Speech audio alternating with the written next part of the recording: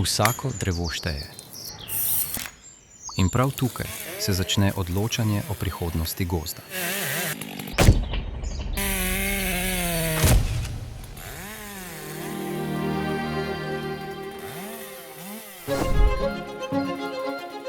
Posek ni le tehničen posek. Je eden ključnih trenutkov v življenju gozda. Trenutek, ki vpliva na to, kakšen bo čez 50, 80 ali 120 let.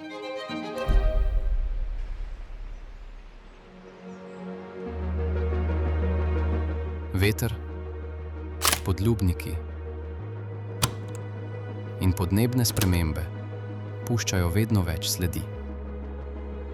Zrelo ali poškodovano drevje lahko ovira razvoj mladih dreves in oslabi stabilnost celotnega sestoja.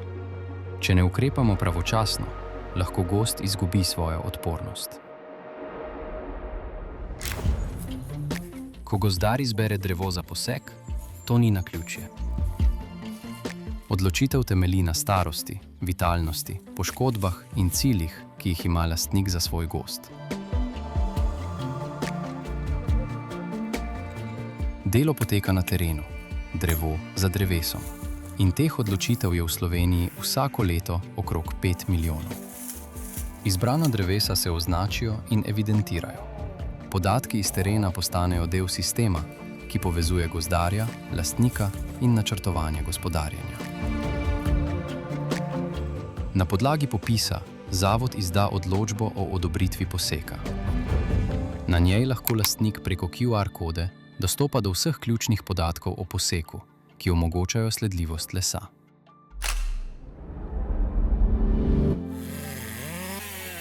Na to lahko delo prevzamejo usposobljeni izvajalci. Njihova naloga je jasna: izvesti poseg varno, natančno in v skladu s stroko.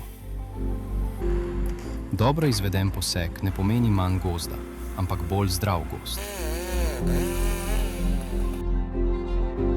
Ko se zrelo drevo umakne, v sestoj pride svetloba, ki omogoči rast novi generaciji. Tako ohranjamo gozd stabilen in odporen.